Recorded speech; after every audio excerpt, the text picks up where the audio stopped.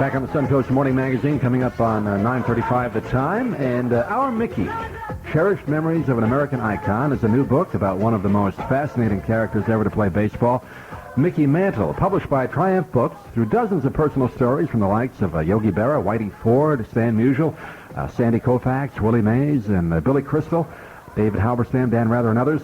Our Mickey provides individual glimpses into the life, personality, and the character of Mickey Mantle. Joining us on the program this morning is one of the authors of Our Mickey, Maury, a nationally known sports writer and author with more than 30 books about baseball to his credit, including bestsellers on Joe DiMaggio and Casey Stengel. He began his writing career working for small newspapers, moved to Sports Illustrated magazine, and has been a baseball expert and columnist for the New York Post for almost 30 years. Mickey Mantle was always the most exciting personality he covered, both on and off the field. Maury, thanks for spending a few minutes with us today. How are you? Fine. Pleasure to be with you. Yeah, great. I grew up in New York, Long Island, just a little bit after Mickey retired from baseball, but just from reading about him and seeing the many interviews and film clips of his career, he struck me as both kind of a heroic and a tragic figure. Is that how you saw him? That's a pretty fair estimate of Mickey. Of course, his playing career was always hampered by his injuries and, a little too much drinking, but he did achieve an awful lot, and he was an incredibly popular and charismatic player. And the second part of his life after his playing career ended, again, had some ups and downs, but always exciting, always interesting, and as a writer, always fun to be around. Yeah, he had Mickey's Restaurant in New York, which I think is still in business, I believe. And, yes, it's not only in business, but the co-author is the owner of it. Oh, great. Okay, we're going to get to him. Yeah. You had a co-author with the book. And you saw Mickey a lot on television, even after he retired. Of course, the Old Timers Day games, he came back for that, and it really stayed in the public eye. But as you mentioned, he had a difficult personal life, grew up, I think most of the men in his family died young. Isn't that what... Yeah, his father died just before his 40th birthday, and of course Mickey was only 20 years old. That was a tremendous trauma to him, and it really did impact on Mickey's own life and the way he looked at things. He had an uncle that died young, so he really lived hard with the idea that he wasn't going to live very long, and he did live to the age of 63. He was 63 when he died in 1995, but two of his own sons died before they were 40 years old, so that really is a star-crossed family, the Mantle family, and it really had a tremendous psychological and emotional impact on the way Mickey went about his life and went about his career. Didn't Mickey almost quit playing baseball? He was struggling down in the minors or whatever at one time, and he went back? What happened in his very first year, he was so highly touted in the spring training of 1951 when Joe DiMaggio was still with the Yankees in his last year. Mickey came up. He was the opening day right fielder, DiMaggio playing center field, of course, and about a month and a half into the season, he began striking out at a really enormous rate, and Casey Stengel, the manager, realized Mickey was in over his head, and the emotion of playing in New York, playing next to DiMaggio, getting all that attention was really too much to him. They sent him to Kansas City, and Mickey's father drove up from Oklahoma to Kansas City, and Mickey said, I'm quitting, I can't do this, and these guys are too good for me. And his father said, quit if you want, but then you'll work in the mines with me. His father was a zinc miner, and of course Mickey thought a little more about it, realized baseball was an easier life, and got himself together, played well in Kansas City, and then was brought up again to the Yankees about a month later. Now, I know Mickey Mantle, and what was his relationship with Willie Mays? I mean, did they have a friendship at all? Because they always compared those two as two of the greatest center fielders back at the time. Right, Willie, Mickey, and the Duke was the three big center fielders in New York in the time in the 50s. Willie Mays, Mickey Mantle, Duke Snider with the Dodgers.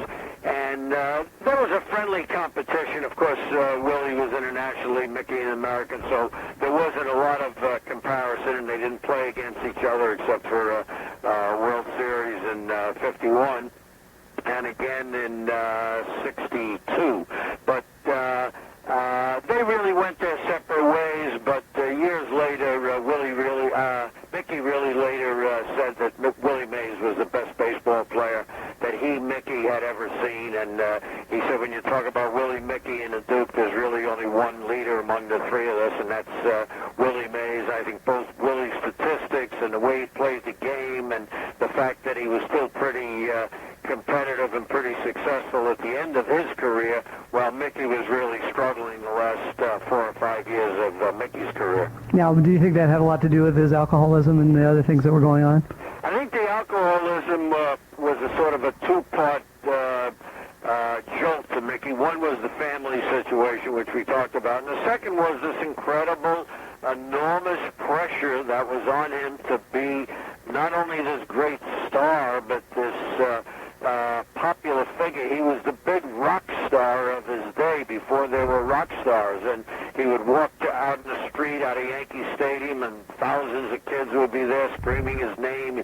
He'd go to a Manhattan restaurant, and and adults would be screaming his name, and wherever he appeared on the road with the Yankees, and I was traveling with them in those days, you'd walk into a hotel lobby, and all these beautiful women would be chasing after him. So even though it's fun, at the same time, it is an enormous amount of pressure to try to live up to that standing, and that was a real difficult thing for Mickey to deal with. Talking with Maury Allen. The name of the book is Our Mickey, Cherished Memories of an American Icon. And you talk about Mickey Mantle. He put up remarkable numbers despite the countless injuries, and he really hurt his knees so early in his career. I guess it was even kind of coming over, and Joe DiMaggio called him off a fly ball in center field, and he tore up his knee on the drain pipe out there. But he had incredible speed, didn't he, when he came up? He had incredible speed as a youngster. Even though he was injured as a high school football player and had osteomyelitis, which was an injury to his lower calf.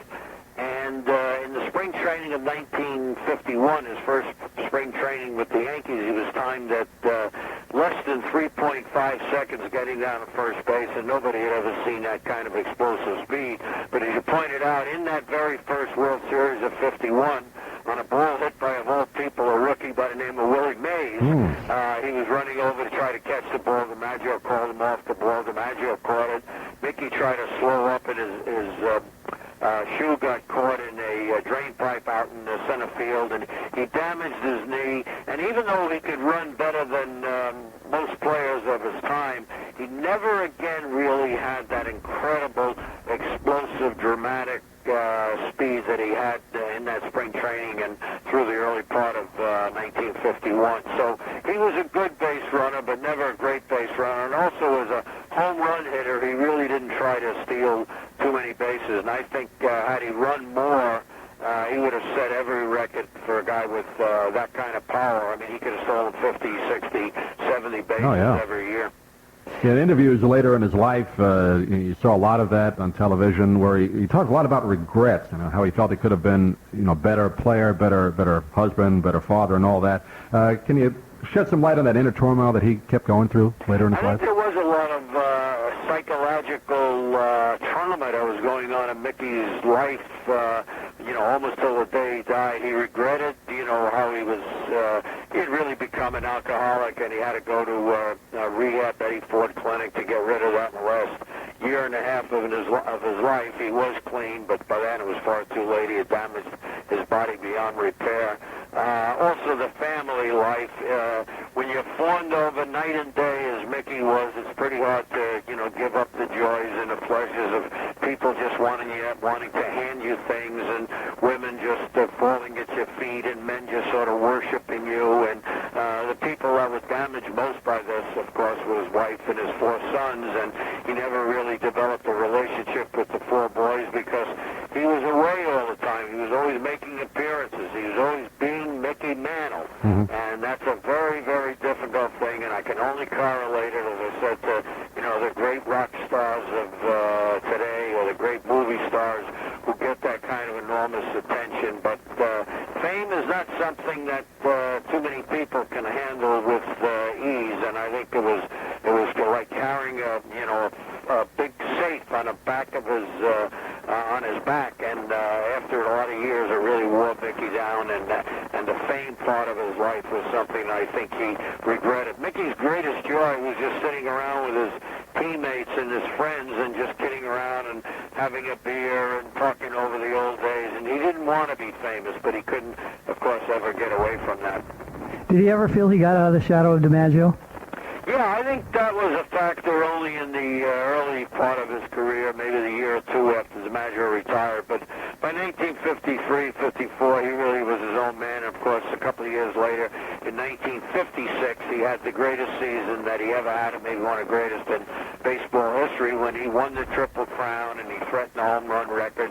And then he was quite a mature player and quite comfortable in 1961 when Roger Maris and Mickey really electrified the country with the home run race. And of course, Mickey was injured at the end of that year. Roger went on to hit the 61 home runs. Mickey wound up with 54. But when Mickey lost in not winning the record, he gained in the attention and affection of all of the fans. And I think from that time on, from 1961 until his death in 1995, he was in the top 5 of most popular American figures, both on and off the sports field. Just got a couple of minutes left, Maury. I wanted to ask you, you've covered his career, both as a player and his life since retiring from the game.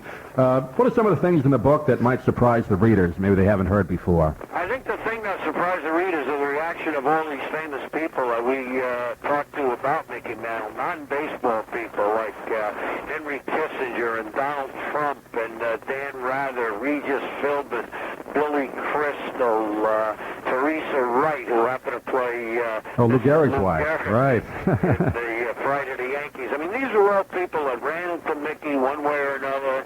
You know, he was a New York celebrity. Every time he came to a dinner, there'd be famous people around him.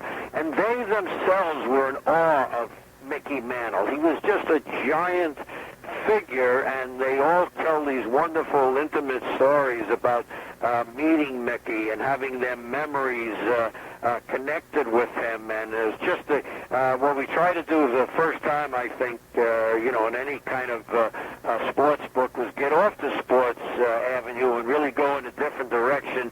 And when you hear a guy like Billy Crystal or former Secretary of State Henry Kissinger, or billionaire Donald Trump talking about Mickey Mantle, that's a different experience than hearing Yogi or Whitey talk about him. That's right.